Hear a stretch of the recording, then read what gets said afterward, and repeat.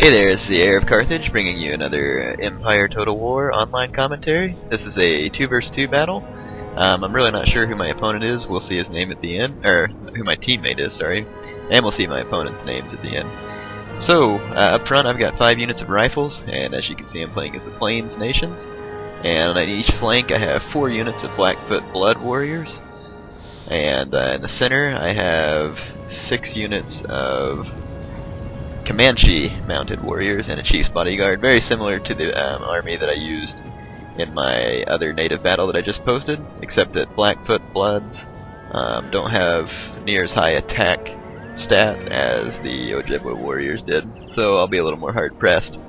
Let's take a look at my ally's army. He's playing as the Pueblo Nations. He's got a unit of bowmen up here screening and basically getting the enemy's muskets to fire off their volleys worthlessly at this one unit.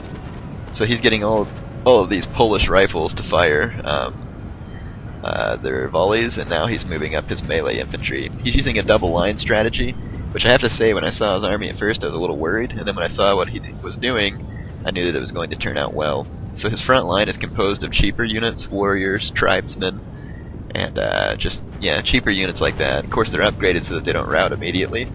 In his second line, he's got Warrior Society and Medicine Men, which are elite infantry, and then in the rear he's got a couple of chief's bodyguards.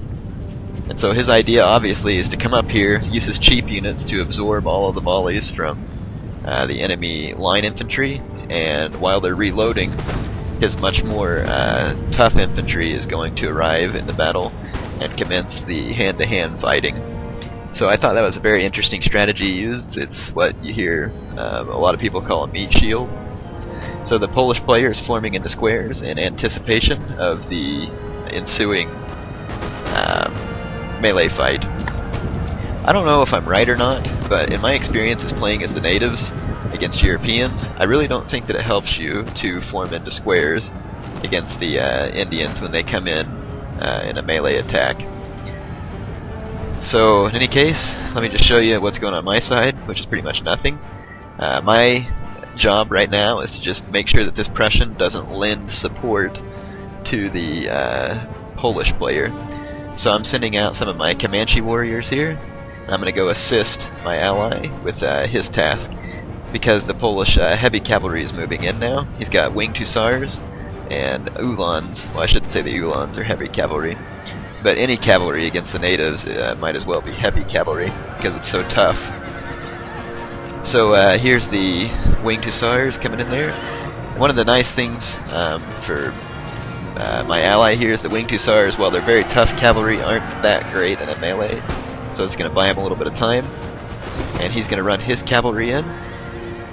And my cavalry arrived as well and fired off some shots. So the winged hussars are down to half strength, and the uhlans are getting beat up as well. Now let's take a look at the melee fight. Some of my allies' troops that were first in the battle have routed, but they've done a pretty good deal of damage to the units that they were engaged with in melee.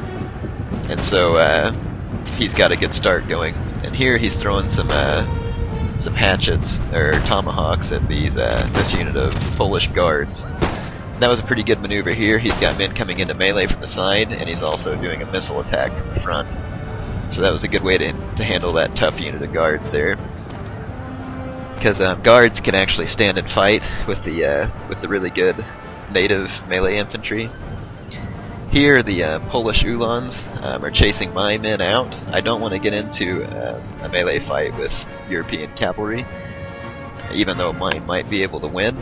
I want to keep my cavalry mobile so that they can use their guns from a distance, and that was their strength in real life as well, was the ability to ride in and out quickly and to harass enemy troops. So that's what I'm going to continue to do. So as you can see, the Polish player's in some real trouble. His line infantry's routing, and all he's got left is rifles in the rear. And so you can tell real quick that this is going to turn into a tag team match against the Prussian now. Now, I'm not trying to bash on my opponents, but they really should have worked together here. I think that they probably just assumed that since they were playing against natives that they could handle it, but this meat shield tactic that my ally used was extremely effective in taking down the Polish army. Alright, now the Prussian has realized the peril that he's left in without a teammate, and while my Pueblo Nation ally is chasing the Poles off the field, the Prussian has come to engage me, and he's getting off some shots with his rifles, but he also shot a bunch of his own line infantry in the back. I don't think that was probably a good idea. He's going to need all the line infantry he can get. But now as line infantry, I made a mistake here. I've let them come into range of my musketmen. So I'm going to take some heavy damage there, but some of his line isn't in range of my musketmen. And so I'm going to go ahead and get the first volleys against him. And once again, this is the same strategy that I used in my other video. Like I said, my muskets are just a diversion, and by him coming to engage them like this, he's really just wasting his time. And another thing that I think my opponent should have done here was she should have skirmished me to death.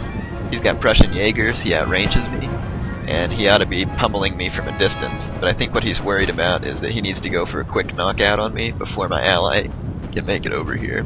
But to be quite honest, it's entirely too late for that. So here comes my Blackfoot Bloods. Like I said, his line infantry is locked into volleys with my musketmen, and so it leaves them extremely vulnerable to a rear attack. And that's precisely what they get. So there comes my Bloods. They're going to be running up the line. Bloods, sounds like they're gang members. I've got all my cavalry out on this flank, and I'm going to be firing some pot shots at his line and rifles. Here he's got some grenadiers coming towards my horses, so I think I noticed that in a minute and fix that situation. There we go, take that, grenadiers. Yeah, so I've blasted that front unit down to half strength, and the back has taken a few losses as well. He's basically just trying to get out here and throw some grenades into my cavalry and ruin them so that they can't participate in the fight, but I'm not going to really allow that to happen. Now, back on this other flank, his heavy cavalry has engaged my Blackfoot Bloods with his line infantry, and I'm going to be taking some pretty serious losses on this side, but I'll be holding out okay. And he's not going to be able to kill me fast enough to be able to try and turn and face my ally. On this flank, I've got his grenadiers getting pounded by 4 units of my Bloods. There they threw some grenades, but probably killed as many of themselves as they did my men. So there we go. There's my Bloods tearing up his grenadiers. These Prussians are probably wondering how in the world they ended up fighting natives from the plains of America. I'm wondering too. It's kind of a strange matchup. Yeah, there I just decided to ignore the grenadiers because his line started firing at me, and I figured I'd just leave the grenadiers to do whatever they want. I'm going to charge that line infantry before it can do its damage. Now if you'll notice down here, I still have some muskets firing into the front of his men, so it's keeping these men busy. They're doing a pretty darn good job. They got his line infantry down to 55 men here, and in the melee fight back here with his cavalry, I'm holding out quite well. The biggest problem that natives have with heavy cavalry is that the charge is devastating and it breaks their morale. And so if you can survive the charge against heavy cavalry, you can usually take it out. But yeah, if they get a good charge in on you, then you're going to be in some real trouble. So now the Prussian is in real peril. He's got nothing to hold off the Pueblo Nations with, and I've got my cavalry on this side firing at his line infantry as well, and my Blackfoot Bloods are charging in. So he's got trouble on all fronts, except for in the very front where he's finally routed my musketmen.